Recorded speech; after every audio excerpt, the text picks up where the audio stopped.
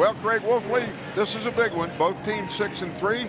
One will take a step forward, and another one will probably have to take a step back. Cuts to the goal line, and he's short, it would appear. It is ruled a touchdown. Pickett Company will go first and 10. Gets the toss to the right.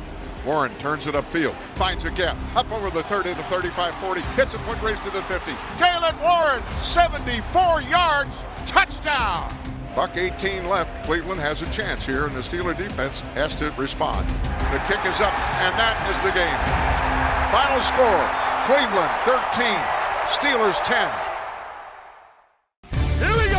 This pass is caught, and that's a touchdown. That's the way to work. Come on. He's hit and sacked. The Steelers win the football game. Let's go. Come get it. You know what it is. This one is in the history books. Here we go. Welcome to the 84 Lumber Mike Tomlin Show.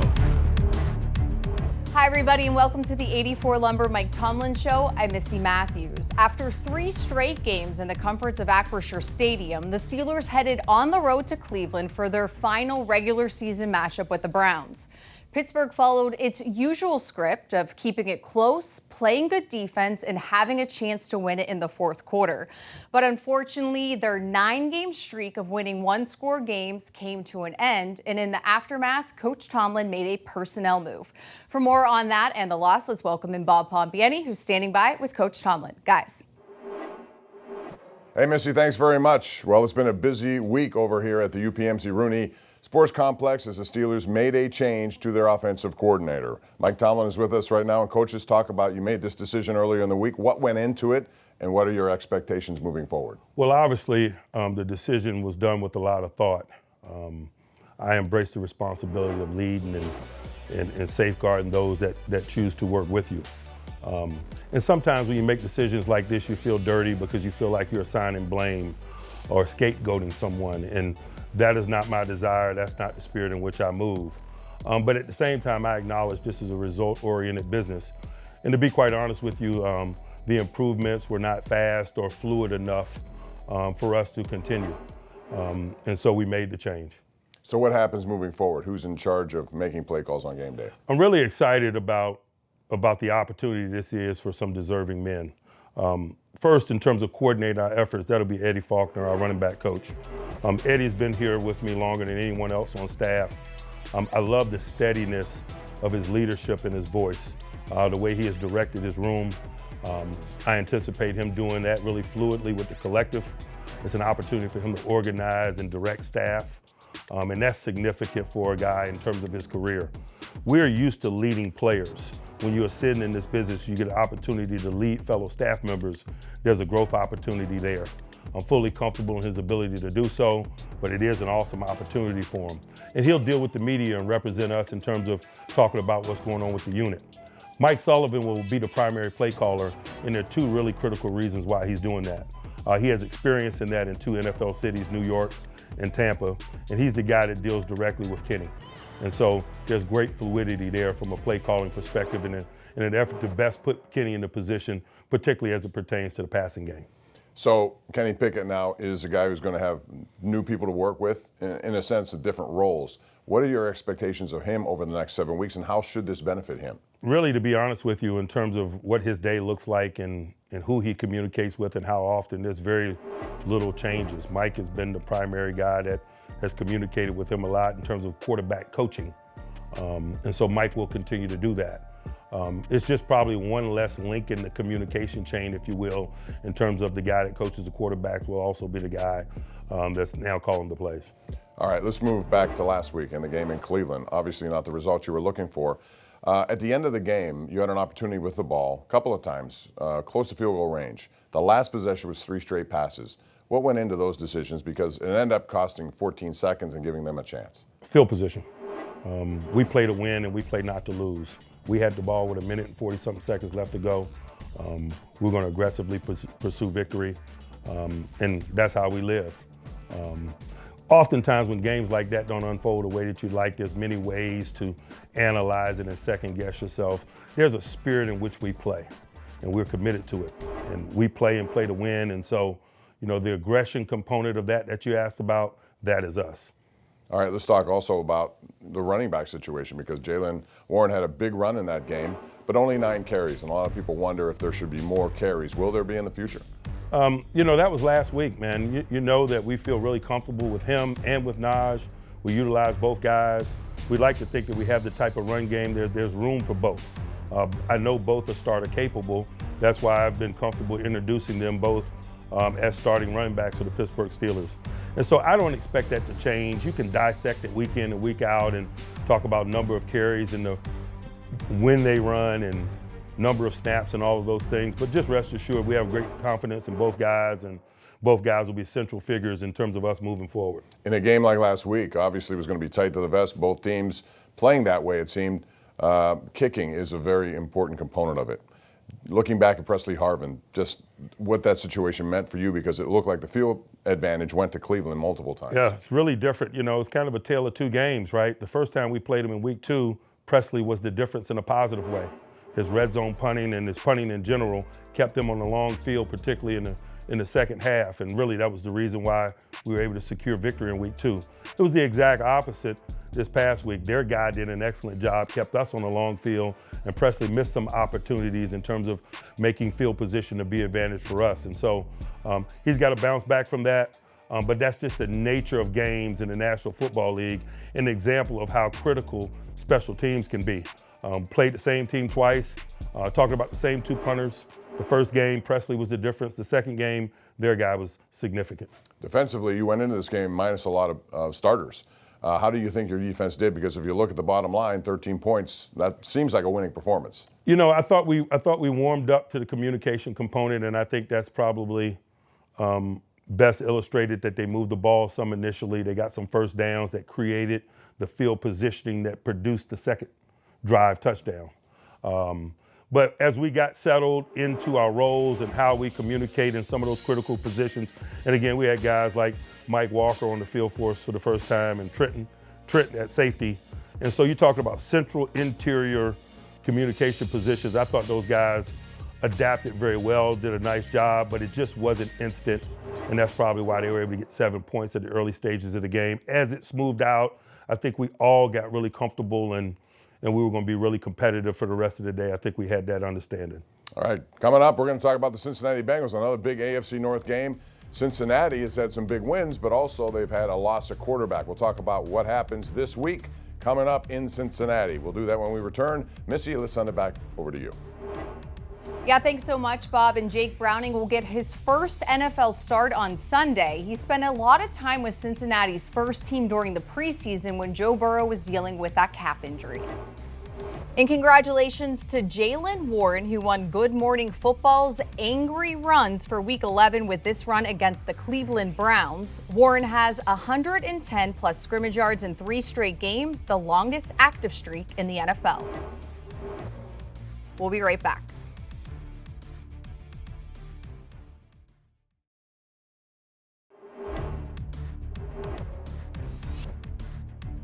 Welcome back to the 84 Lumber Mike Tomlin Show. As the Steelers and Bengals prepare to meet for the first time this season, both teams sit at the bottom of the AFC North. But for Cincinnati, they'll be looking for their first division win, and they'll be doing so without quarterback Joe Burrow. His replacement isn't a rookie, but he is making his first NFL start. And for more on what to expect at Paycor Stadium, let's send it back to Bob and Coach. Guys. Hey, Missy, it's a big AFC North game this week, another one, and they seem to pile up here. Both teams right now looking to get in the win column. Coach, just talk about Cincinnati. It's a team that had an unfortunate loss to their quarterback.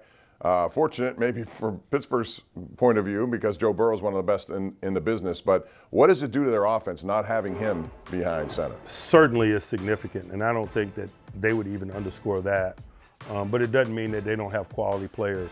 First with Browning. Browning doesn't have a lot of NFL experience, but he has a lot of Cincinnati Bengals experience. I think he's been there since September of 21, and I know that he is a sharp guy. And so guys like that, man, usually working behind the scenes, acclimate themselves to what it is that they do. I imagine schematically they won't be reduced in any way. I imagine he's a smart guy.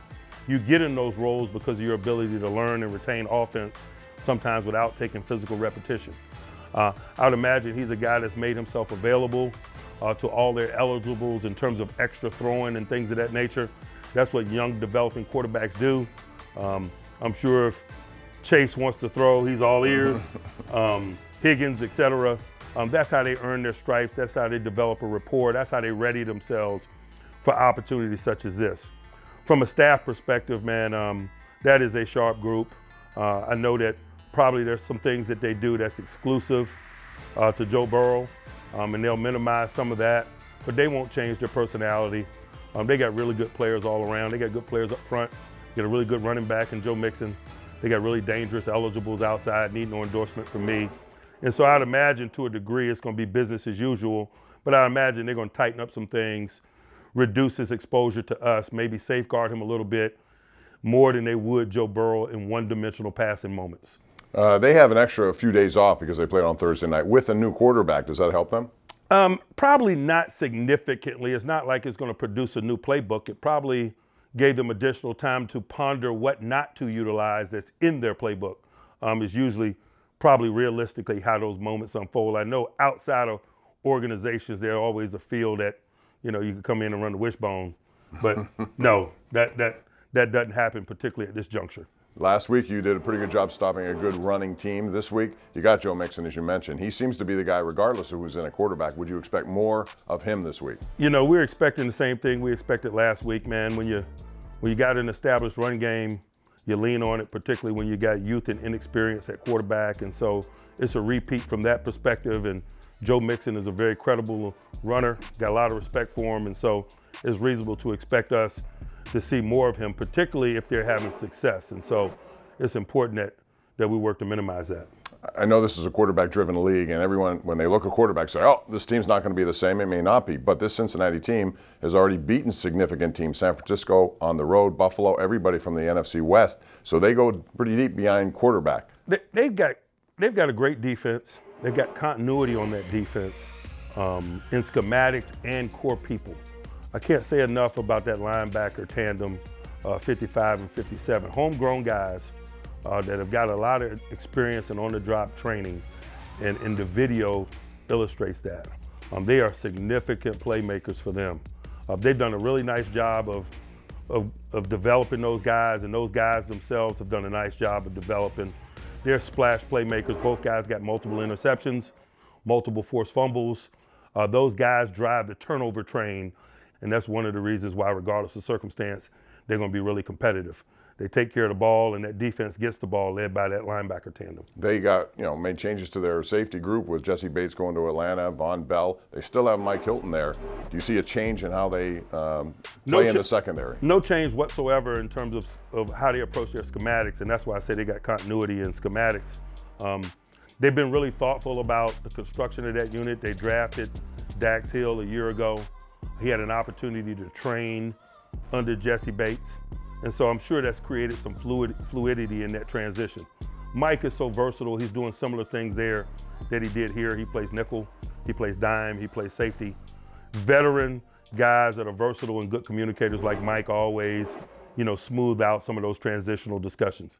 Yeah, you have a situation here where you also have a defense, as you mentioned, is good at taking the ball away. With a new play calling situation going on with you, do you have to be aware of that even more so? No, man, our agenda is to get the ball. Our agenda is always to get the ball and to protect the ball. We just believe that fluidly helps us engineer victory. And so sometimes circumstantial things don't change that. All right, it's the Steelers, it's the Bengals. It's a big game coming up. You'll watch it on KDKA. Steelers trying to get to 7-4 before they come home for 2 home games in a stretch of 4 days. When we come back, Mike Tomlin with his keys to the game. Missy, let's go back over to you. Thanks, Bob. Pittsburgh and Cincinnati split their regular season meetings last year, with both teams winning on the road, and the Bengals have won 4 of the last 5 matchups dating back to 2020. Coming up next, this week's Playbook with Merril Hoge as he breaks down how the defense held the Browns to 13 points with a lot of moving parts on that side of the ball due to injuries. Now it's time for this week's Yins Chat trivia question. Which Steelers wide receiver had the longest reception versus the Bengals? Martavis Bryant or Mike Wallace? The answer is after the break.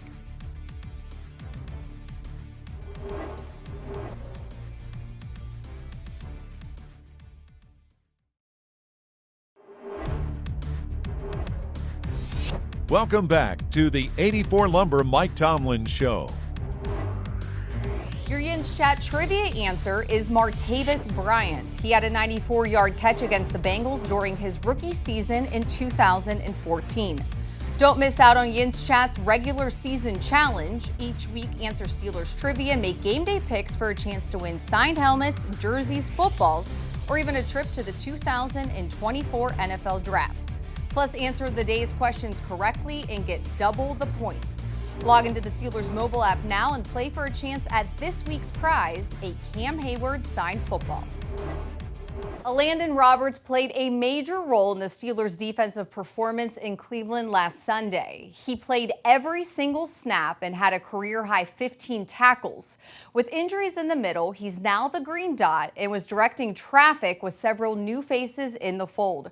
For more, let's send it over to Merril Hoge with this week's Playbook.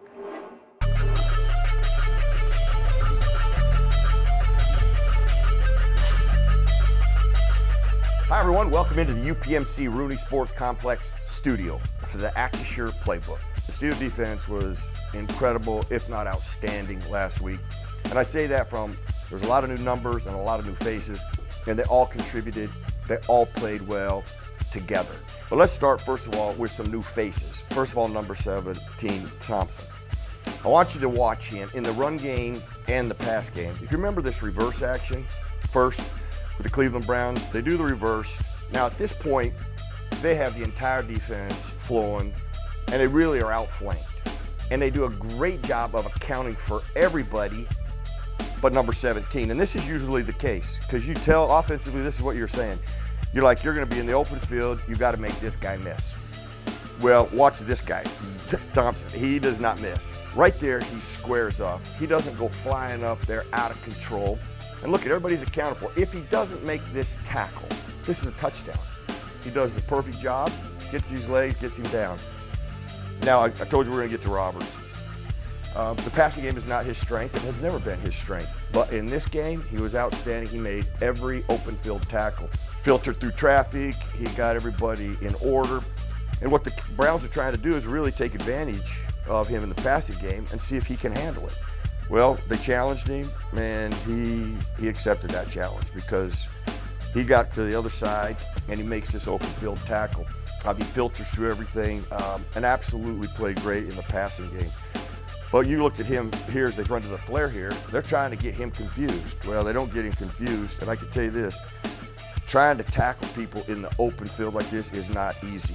We've already seen one, the safety do it, and Roberts does it. There's 1/3 to your team is your defense. And this defense, if you say, well, we're only gonna give up 13 points, that's championship football. So they are doing their part, and the new faces and the new numbers are fitting in well, and that bodes well for this entire team. And you can find all of Merril's playbooks on the Steelers official YouTube page.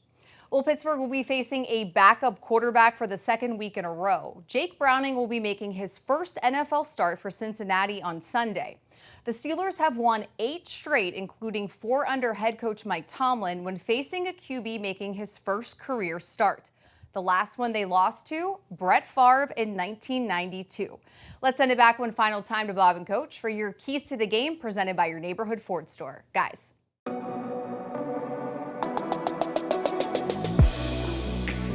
All right, Missy, thanks very much. Bengals and Steelers. It's always an attractive game, always one people like to look forward to. But I want to ask you about Trey Hendrickson. We talk a lot about, guys who can get to the quarterback. His name is not often brought up, but boy, the guy has been able to carve out a pretty good career. How key will it be to neutralize him? I don't know about his name not being brought up, man. We've said his name quite a bit this week. Those of us that are in this business and space, man, we realize the quality player that he is. We also realize how significant it is in the jungle, as they call it in Cincinnati, the home venue, and what that does for an edge rusher like him. We better respect, particularly in the one-dimensional passing moments. He needs no endorsement from me, man. I think he's got 9.5. Equally as important as that, man, he hunts the football. The sack fumble component of his game is something that requires attention. And so he's a significant guy, has been a significant guy for them. And so we're readying ourselves, not only in terms of the matchup component of it, but the schematical component of the matchup as well. With a new play caller, with Mike Sullivan, what can we expect differently from your offense, if anything? Hopefully better results. That's why you make moves with results in mind. In terms of the feel of that, man, we formulate plans within our personality based on matchup and venue-related things week in and week out. And so this week could look different than next week, and I'm just being transparent with you. We've been in this venue a bunch.